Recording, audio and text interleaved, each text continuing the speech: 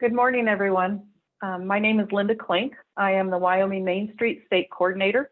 I've been in this position about 5.5 years. Prior to that, I was born and raised and lived my whole life in Indiana. So I have quite a cultural shock moving from one part of the country to another.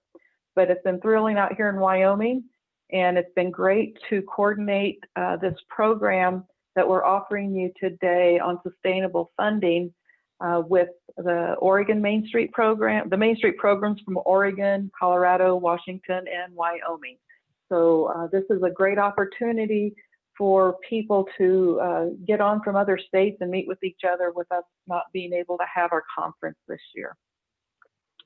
I'm going to introduce each of our panelists today, and then we do plan after they have presented.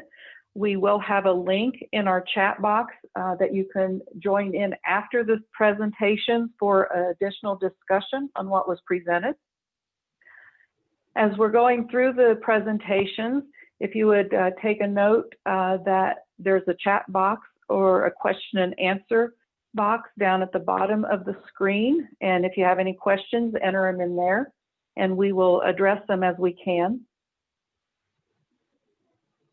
All the recordings, all of these are being recorded, and we will have handouts for all of the sessions that have been going on this week. They will be sent out from your state coordinator at a later time in a Dropbox file. Each of the panelists are going to have 10 minutes to share their stories. They do have presentations they'll be sharing with you also. And then after that, we'll take on some of the questions that you put in the chat or in the question and answer time. So without further ado, I'd just like to move forward because I know we have a lot of great information coming to us that's more valuable than me chatting. So let's start by introduction. The topic is the earned income funding. We have to be creative when we're looking at different tools to support Main Street enhancement efforts. So today you're going to hear about how to take your events virtual, how to create stable income streams through property development and ownership, and to have events that generate the income you need, not only to make ends meet, but to help accomplish your dreams. Today we have with us Deana Wright, who is from the Murray Main Street program in Kentucky. Stacy Morris, who is with the Siloam Springs organization in Arkansas, and Liz Haynes, who is from Cape Girardeau in Missouri. Deana has been the director of the Murray Main Street program for the past 18 years. She is a certified Kentucky Main Street manager, board member on the Friends of Kentucky Main Street, Western Region Chair for Kentucky Main Street, and serves on the City of Murray Code Enforcement. I think that's great. I love that. During her tenure, she implemented the Historic Overlay District and the Architectural Review Board for the City of Murray. In addition to the tax moratorium for downtown historic properties, Ms. Wright also created the Downtown Incentive Grant Program, allowing downtown business owners the opportunity to apply smaller grants focused on small business expansion and minor facade upgrades. Regarding events and fundraising, Deana has created many successful fundraisers. Over the past 18 years, the Murray Main Street program has guided investors, public and private, in putting over $14 million into the downtown area. Stacy has been with the Main Street Siloam Springs for 8 years, serving in the roles of farmers market manager and accounting before being promoted to executive director in 2020. Oh, she's a brand new one. Glad to have her. Her career includes 15 years working in the banking industry before taking time off to raise and home educate her children. Her love of farming and sustainability drew her to the position of farmers market manager, and her Main Street career began.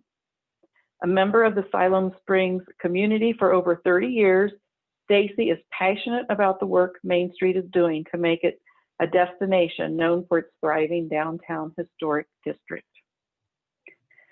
Liz Haynes, a Cape Girardeau native, is Executive Director of Old Town Cape. Liz has headed up the organization since the fall of 2019. Prior to that, Liz was in St. Louis working in development and alumni relations for the American Red Cross and Maryville University. Most recently, before returning to Cape, Liz was a fundraiser for Washington University in St. Louis, and her market was New York City. Liz grew up in downtown Cape, and her family owned 3 downtown businesses in which Liz played a vital role in serving as her parents' little assistant throughout childhood. Liz returned to her hometown after being away for 17 years. She's a member of the Cape Girardeau Area Chamber Board of Directors, Southeast Council on Philanthropy, and Rotary Club. Thanks all of you for joining us today, and we'll get started with Deana. Well, good morning. Thank you for having me. I appreciate it. Very excited to be here and talk about a few things that we're doing here in Murray, Kentucky. It is lunchtime here, so if you hear some growling of my stomach, that's why. I will tell you, other than being the Executive Director of Murray Main Street, I also have another title. It's called the Queen of Technology Problems. So we'll see if I can get this going. We have quite a bit, or I have quite a bit to talk about, and I have 10 minutes, so we're going to get this rolling. Let's see if we can do the screen share here. Let's see. Well, maybe.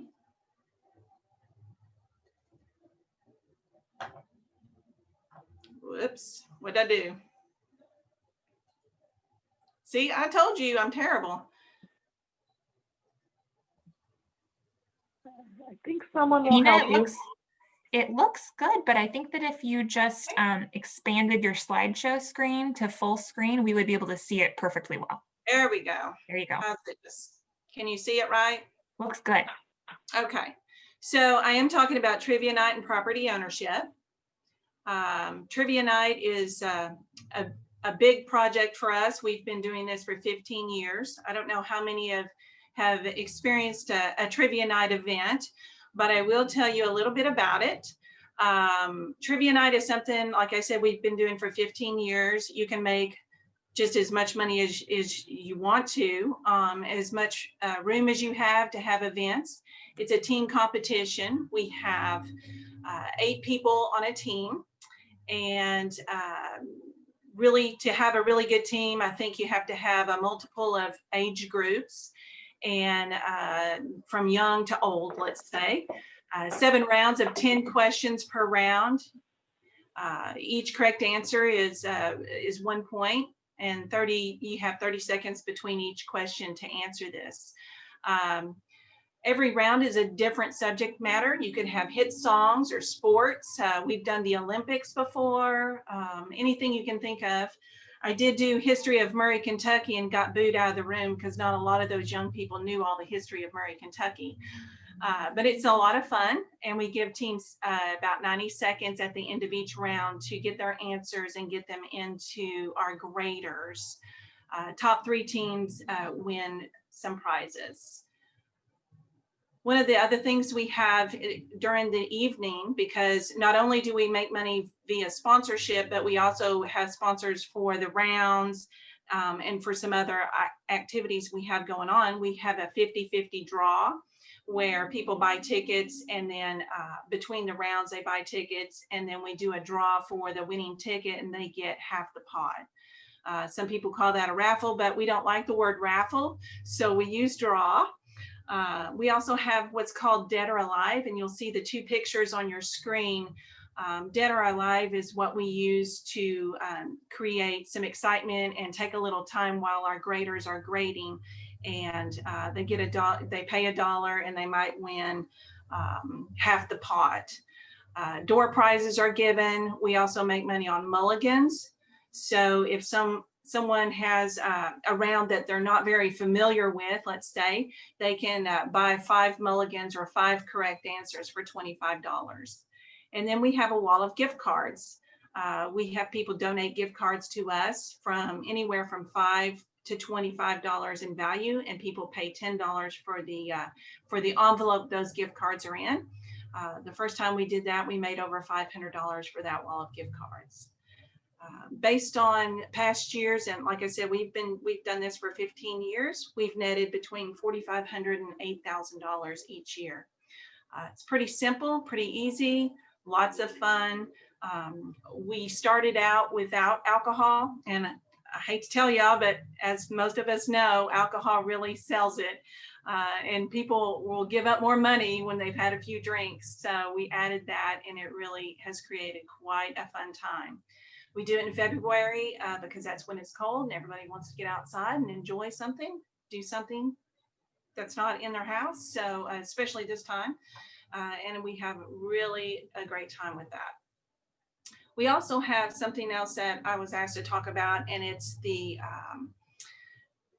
property ownership. And I don't know if many people own property. I just assumed everyone owned property, all the Main Street programs. I could be wrong, I don't know, but about 2005, we decided to venture into property ownership. I had a progressive board. We had a piece of property in the middle of Main Street, in the middle of the court square, that we were really concerned about who was going to purchase it. No offense to churches, but the building you see on the top right of the picture, we had a church wanting to buy it, and probably like many downtowns, we have churches on almost every corner, and we really didn't need to have it in the middle of our main street. So we purchased this building for $123,000 in 2005, had a progressive board who wanted to do it. And we did purchase it, and we still own it today.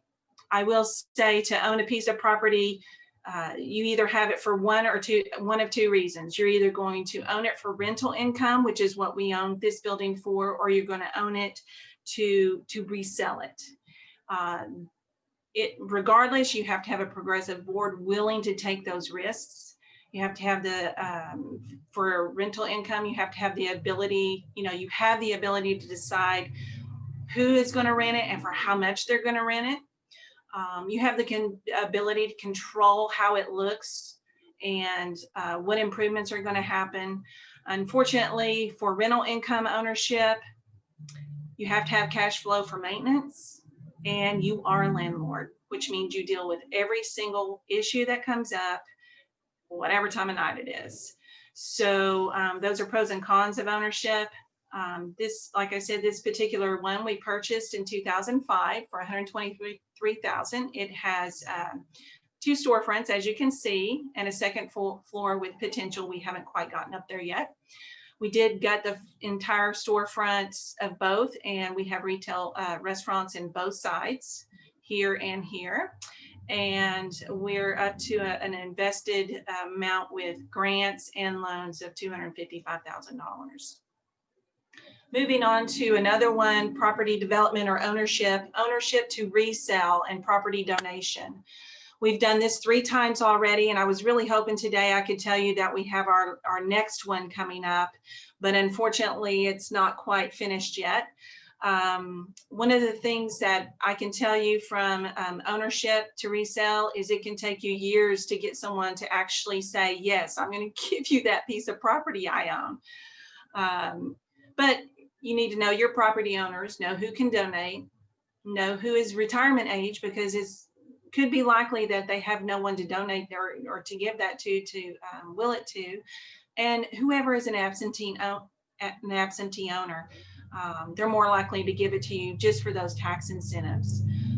This particular building you see in the picture, that was an 8,000 square foot building that we had donated to us in 2015. It hadn't been touched, updated since probably the 70s. And the person who bought it, the investor who bought it for $25,000 in cash, which we got, and they put over $500,000 in it. And created 3 new office spaces and 5 apartments. So hopefully in the next few months, we'll have a 32,000 square foot building that we will put a lot of work into, I'm sure, and come out on the positive end of that. And that's all I have. Sorry, I muted myself. Okay, thanks so much, Deana. When it comes to question and answer time, I'm going to be asking you about the additional responsibilities of owning a building and what additionally the board had to do in order to make that happen. So just to kind of forewarn you, I just personally had a community that took on property and I don't think they were quite prepared for it. So any additional information you can do on preparation will be appreciated. So thank you so much, Deana. Okay, next we have Stacy. You're muted, Stacy.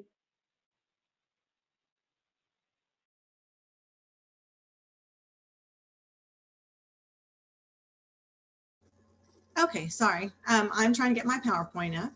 One thing I forgot to get ready, and I think it's here. I just have to figure out how to share it.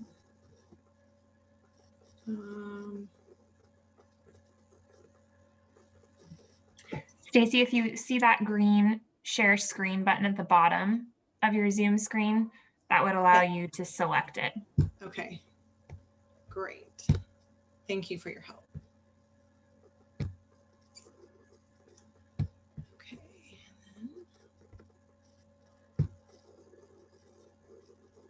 Okay. So thank you for having me. We were extremely excited that our virtual event turned out as well as it did. So our organization hosts an annual gala every year in April to celebrate our prior year accomplishments and to raise funds for our operating budget. So this is like a 150-person event with a dinner that's catered by a downtown restaurant. The tickets are $100, and we source some really nice live auction and silent auction items.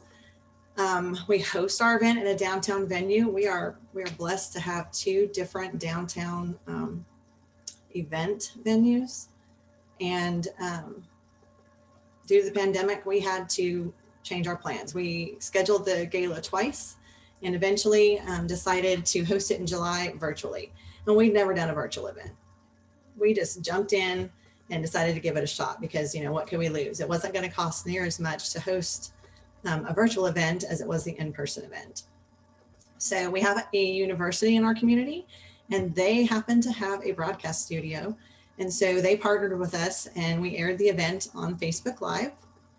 We chose to tell the story of Main Street, past, present, and future. There was no cost for people to watch the event. So, you know, let's share everything about us so we can reach more people and get them to partner with us as well. We set up interviews with different community members that have invested in Main Street. So we chose a city board member who represents the downtown ward, a former Main Street director, a longtime resident and former board member, a realtor, and a downtown business owner, and videoed them sharing why they invest and support our downtown and the work of Main Street. I told the story past, present, and future, and to make it a little more interesting, because it's really difficult to listen to someone talk for 30 or 40 minutes, even though we put the videos in between, you know, different talking points. They found some great photos of like before and after of our downtown and the projects that we've completed in the past few years, and put those up and didn't show me talking quite as much.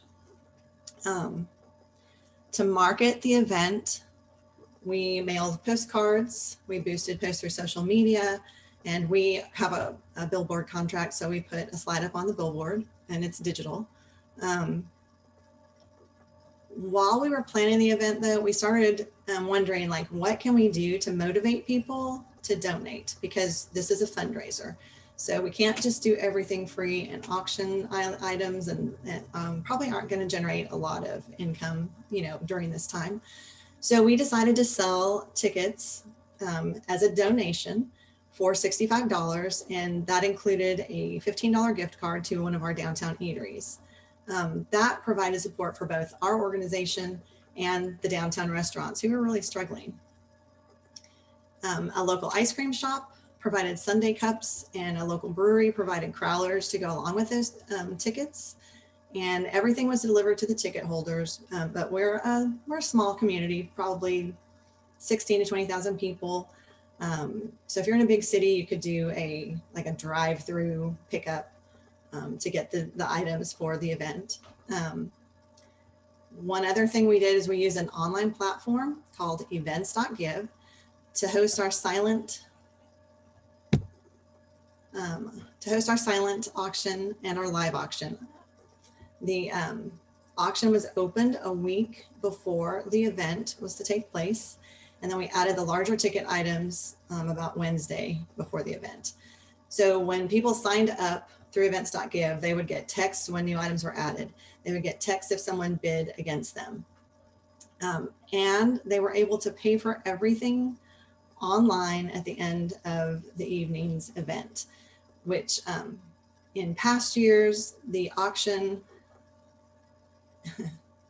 picking up your items and paying for them at the end of a long event where you're tired and you're ready to go home, that was so much work. And through this, everybody could just pay, even if they were in an in-person event, they could just pay for their auction item, come out and pick it up and leave, and there wouldn't be long lines.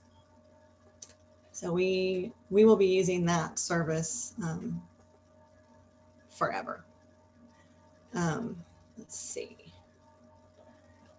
They only charge 3% to use their online auction platform. So 3% of the total auction sales. They offer a lot more services that cost quite a bit of money. So, I mean, we came out with a good portion of our, this picture is our events and marketing coordinator, our MC, and then I'm off back in the corner on the other side. So we had such a fun time. So as you can see, our total auction sales were $4,816. So 3% was taken off of that from the auction from events.give. Our total ticket sales were $4,978. Can we move the pictures of us so you guys can see the 2019 column? How do I do that? I think folks can see it fine, Stacy. Your view might be. Okay, so my view is, okay. Well, anyway, so I did a comparison of our 2019 big in-person gala and an event versus our 2020 virtual event. And the bottom line is you can see that we made less than, and there's like a $1,700 difference. So a lot more work went into the in-person event, and we knew that while we were doing it. But then once we did the virtual event, we're like, you know, this might be a good thing to do a few more times because everybody loved it. 2,500 people watched the presentation, or at least, you know, looked at it for part of the time. And it was very successful in the middle of a pandemic in July. So we were just really thankful that people responded this way. And you can make it, you know, you can make it fun. You can, we just used Facebook Live, so our event expenses were so much less than the prior year. So that's all I have. Thanks, Stacy. We did have a question on, could you say the name of the auction service again that you used? Yes, events.give. Thank you. Mm-hmm. And I just love this, Stacy. I know so many communities have just really struggled with their big event, and everything just sounds so cool that you did, you know, with the $15 restaurant thing going, even with ice cream delivered that night. Yeah. It just, wow, I'm just in awe of it. So everybody hearing this, I think, should be very happy. At least I hope some of my Wyoming people are hearing this, because this is really good. Thanks, Stacy. Thank you. Thank you. Okay, well, let's go next to Liz and hear about the Mississippi River area. Yes, absolutely. Let me share my screen here.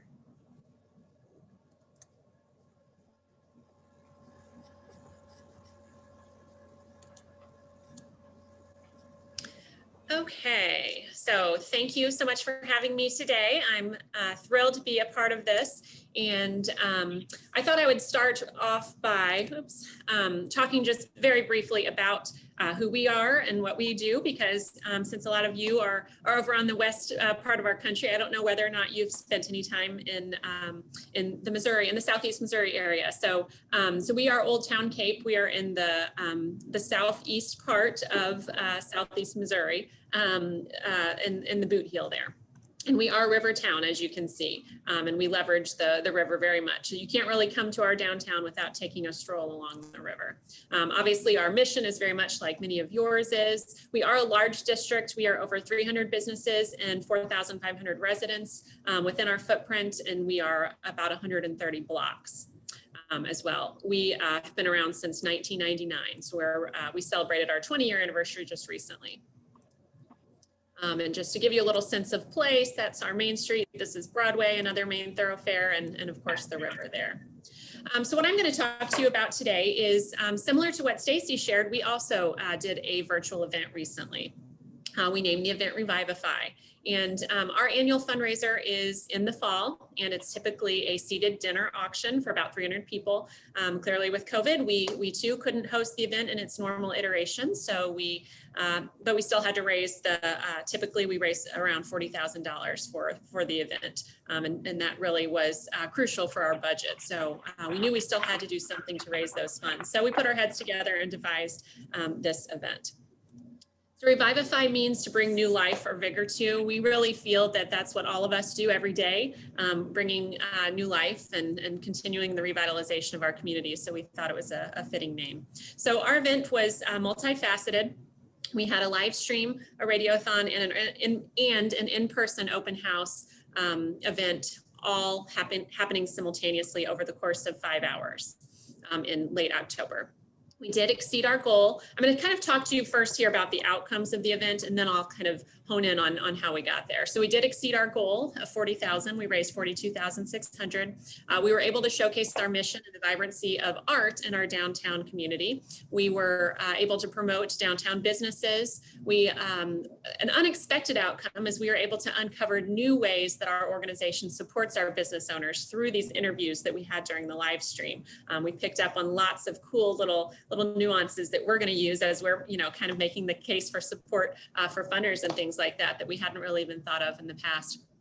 It gave folks an opportunity to participate in the event in any way they felt comfortable doing so. If they wanted to come in person, we weren't encouraging gathering because it was an open house style. So you come and you check it out and you leave. And masks were required, social distancing was encouraged. But if folks weren't comfortable with that, they could enjoy the same, almost everything you could enjoy in person from the comfort of your couch at home. We had 24 sponsors for the event and 25 volunteers. Both of those numbers were records for us, for our organization. Typically we have 2-3 sponsors for an average event and maybe 2 or 3, a handful of volunteers. So that was really exciting for us too, to be able to engage more folks with the organization. We also were able to tee up a sponsorship trade with our local news station. So that was some really great free and very professional advertising that we were able to do for this event. Also, as Stacy and as both of you, I think were mentioning, with a virtual event, there's really low overhead. So we did have the in-person component, so there was a venue, but we asked them to donate the space. And so we didn't have a cost for the venue. There was no food and drink, although we did have a cash bar, but no food and drink cost. We had a downtown business owner donate the phones and that setup for the radiothon. We had another downtown business owner facilitate the live stream, and he charged very little to us for that. And then we got the free marketing and promo. So that really cuts down on your expenses and your costs, and your bottom line is bigger than you would have anticipated. So I did include some photos of the event here. So up in the upper left-hand corner here, you can see we did still have the auction component of the event, all of these auction items. Most of the items are donated by businesses within our district. There are some that are outside of our district as well. So folks could come and see the items set up if they wanted to in person, or we also partnered with a company, Octria, was the one we used, and they're very reasonable, $600. And then we got a technology sponsor, so that covered the entire cost of it for us. And so folks could come in person, but they were doing all of their bidding on their phones. And as Stacy was saying, when they got outbid, they would get a notification, so they could come and check it out in person, leave, go home, and throughout the evening keep getting these notifications that they had been outbid and continually bid on the items they were interested in. Or if they didn't want to attend at all, we were promoting, we actually had a QR code they could go to download the app and then bid on any items that they wished to do. We did have some raffles. So we did a 50-50 raffle. We also did a wine pull. With that, we purchased the wine from downtown restaurants and bars, so that was helping support them. Then we had the wine pull was sponsored, so there was no cost accrued to the organization. We also had these two items. Here we go, couldn't find my cursor. So this designer handbag and this diamond necklace. The designer handbag was valued at $1,600, the necklace at $800, and I can't see it very well. Both of those were donated to the organization. We then sold raffle tickets for $25 a piece before and during the event. We had our board members sell 10 each. I strongly encouraged them each to sell 10. So whether or not they bought those themselves or sold them, but that helped sell those tickets as well. We had a local artist here in the middle that was doing this live art throughout the event. So if you attended in person, you could kind of look over his shoulder. If you attended at home throughout the live stream, we would go back and check in with him, and he would talk about his progress and what his thoughts are and his vision and things like that. And then I had asked him to donate that. So that was actually something that could be bid on through the online auction. So we were able to raise funds from that, as well as supporting a local artist and raising awareness and showcasing the vibrancy of art in our downtown community. You can see here, we did have some live music. Again, we wanted to support our local musicians. We did pay for that, but then we got the live music was sponsored. So there was no cost accrued to the organization. You could appreciate enjoy the live music in person, but also again through the live stream, we would come in and check in with them and have them do a song or two on the live stream as well. Up in the top right, we were showcasing part of our intention and our mission for this event was to showcase the vibrancy of art in our downtown community. So we did that with the music, with the local artist, and here we have a dance studio in our downtown community. So we had the kiddos that go to the dance studio perform for us during the event. So that was really, really a cool aspect of it as well. You can see here up at the top in the middle, this was kind of our grand central station for the live stream. So we had a love seat back there, and we had another chair, of course, with the backdrop where that's where we did interviews with downtown business owners, downtown developers and investors, community leaders, all talking about why did you choose to invest in our downtown community? What does downtown mean to you? All those types of things. And if you attended in person, you could, kind of look over our shoulder as we were doing that. And myself and my board chair headlined that. It was a 5-hour-long live stream.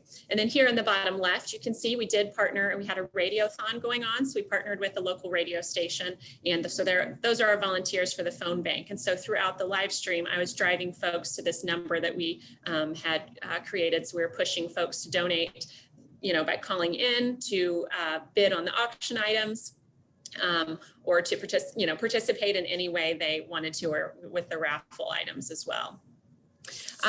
We, in addition, we did have a cash bar there, because I think, as someone had said earlier, that's important to keep people interested and engaged. And with the performances and the demos and the interviews, we really had it planned down to the minute for that entire 5 hours, and we had to really stay on track. It was very important to stay on track because we had so many people involved and invested in it.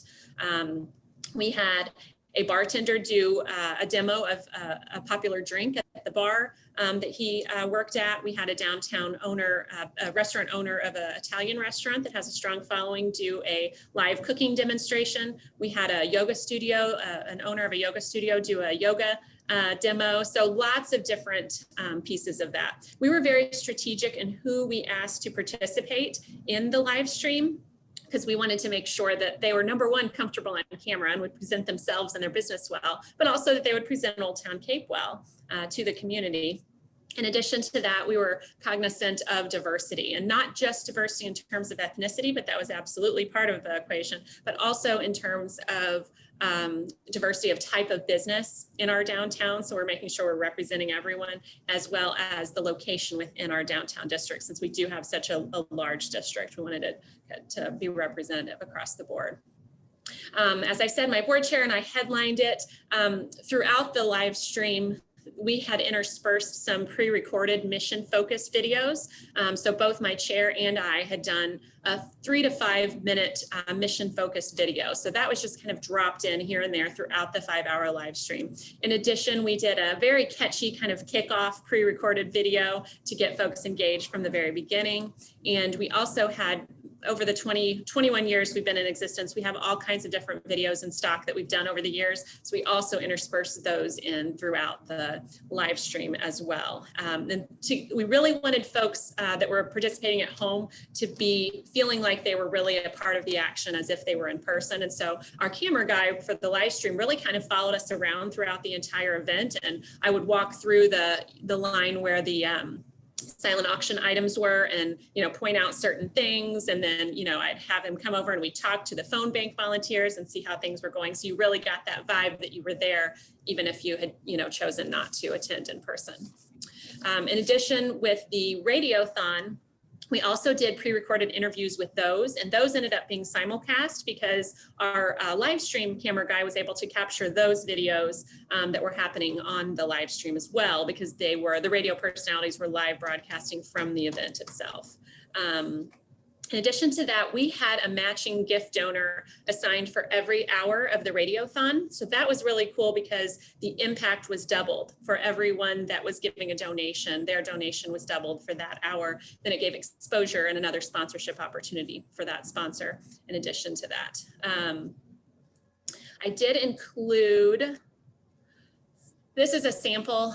This is 3 out of the 5 hours for our live stream schedule. So as I mentioned before, you really can see that it was planned out down to the minute. And we had many volunteers that were coordinating who's arriving when and making sure they're getting to which location they needed to be. There was a lot of moving parts at any given moment, but it was, it all worked amazingly smoothly for us, never having done any type of an event like this. But it certainly took a village to make it possible. Something else I wanted to point out, and I'm aware you can't read this very well, it's small print, but just to give you an idea of the number of sponsorship opportunities we had available.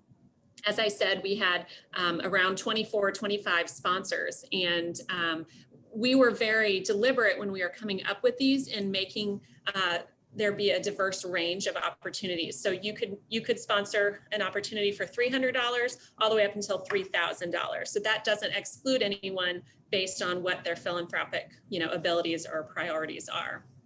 Then the other point I wanted to make is the volunteers. We had so many volunteers. We've never had that many volunteers, over 23, 25 volunteers and for a day of event. That was that many people that were invested in the success of the event, in the great outcome of the event, and they were telling their friends and family and bringing them into the fold with the event as well. So that was indeed a win as well.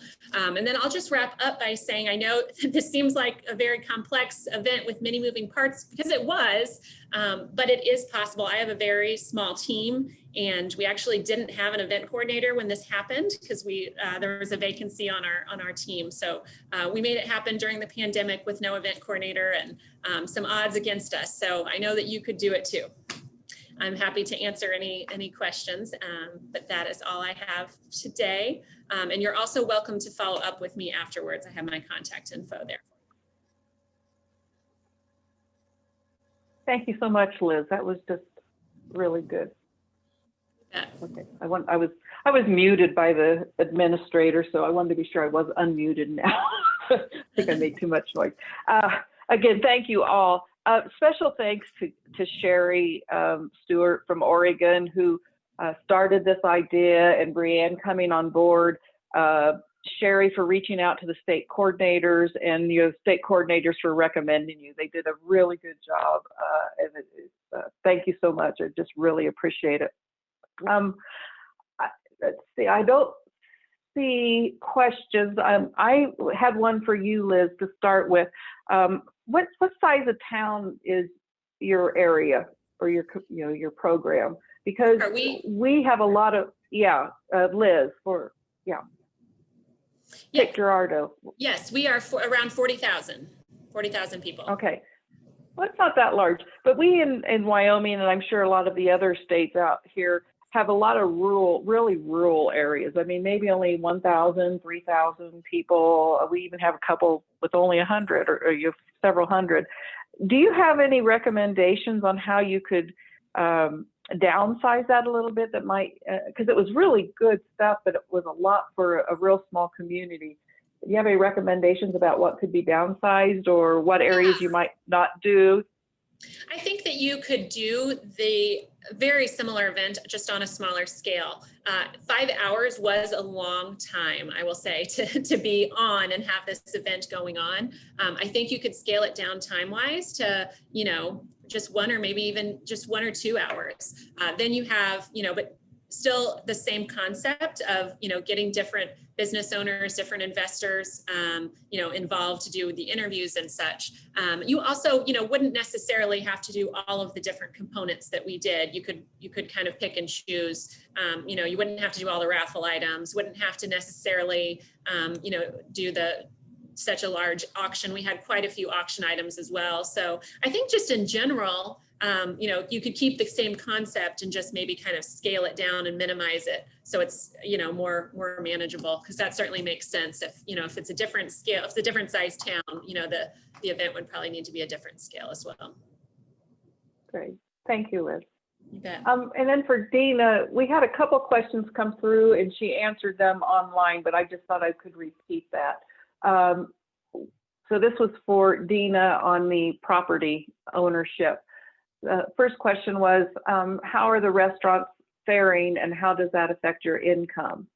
And she answered it by saying, we opted to allow our tenants to forego paying rent for 2 months.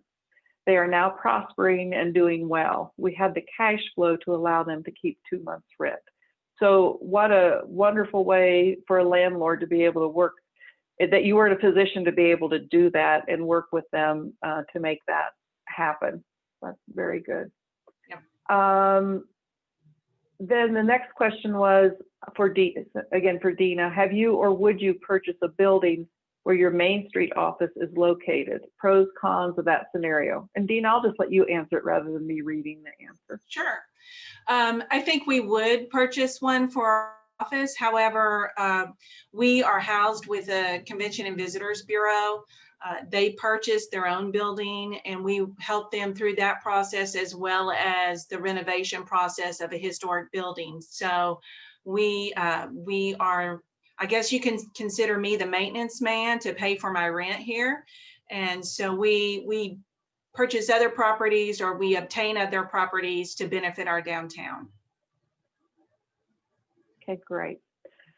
And then I'm going to go back to that one question I had for you.